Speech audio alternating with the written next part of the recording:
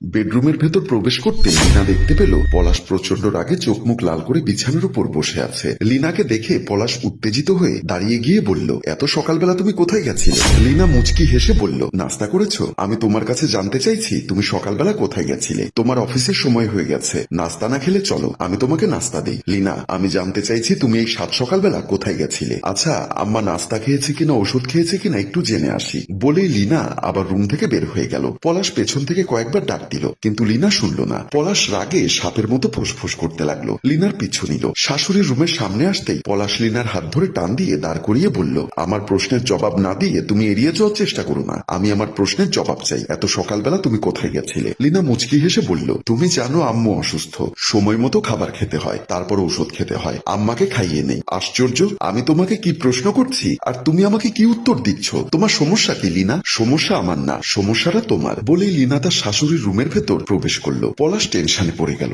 আমার সমস্যা? কিসের সমস্যা? ও কি শাক দিয়ে মাছ ঢাকতে চাইছে? প্রতিদিন সকালবেলায় ও কোথায় যাচ্ছে, কেন যাচ্ছে, আমাকে তা জানতেই হবে। আজ প্রয়োজনে অফিসে যাব না, ও আম্মার রুম থেকে আগে বের হোক। মনে মনে ভাবতে ভাবতে ড্রয়িং রুমের দিকে পা বাড়ালো। পলাশের ছোট বোন তানিশা ড্রয়িং রুমে বসে টিভি দেখছিল। পলাশ পাশের সোফায় বসে বলল, এত সকালবেলা টিভি দেখছিস কেন? তোর কি লেখাপড়া নেই? তানিশা বলল, তুমি অফিসে না গিয়ে এখানে বসে আছো কেন? যাও তাড়াতাড়ি অফিসে যাও। তানিশার কথা শুনে মাথা মেজাজ গরম হয়ে গেল। উত্তেজিত হয়ে বলল, তুই আমাকে হুকুম করছিস? তোর এত বড় সাহস? আরে তুমি রাগ করছো কেন? আমি তোমাকে হুকুম করব কেন? ঘড়ির দিকে তাকিয়ে দেখো, তোমার অফিসের সময় হয়েছে। আচ্ছা ঠিক আছে, আমি অফিসে যাব। তার আগে বলতো, তোর ভাবি প্রতিদিন সকালবেলা কোথায় যায়? আমার সাথে ইদানিংকাল তোমার বইয়ের সম্পর্ক ভালো যাচ্ছে না, আমি তার খোঁজ খবর রাখছি না। তোকে গতকালও দেখলাম হেসে হেসে ওর সাথে কথা বলতে। ভাইয়া, সরকারি দলের নেতা বিরোধী দলের নেতার সাথে দেখা হলেও হেসে হেসে কথা বলে, কিন্তু তারা কিন্তু একটু চোখের আড়াল হলেই একজন আরেকজনকে দেখতে পারে না। আমার মনে হয় তুই বেশি কথা বলছিস। তোকে যেটা প্রশ্ন করেছি সে উত্তর দে। আমি বললাম তো, তোমার বউ কোথায় যায় আমি জানি না। এমন সময় পলাশ দেখতে পেল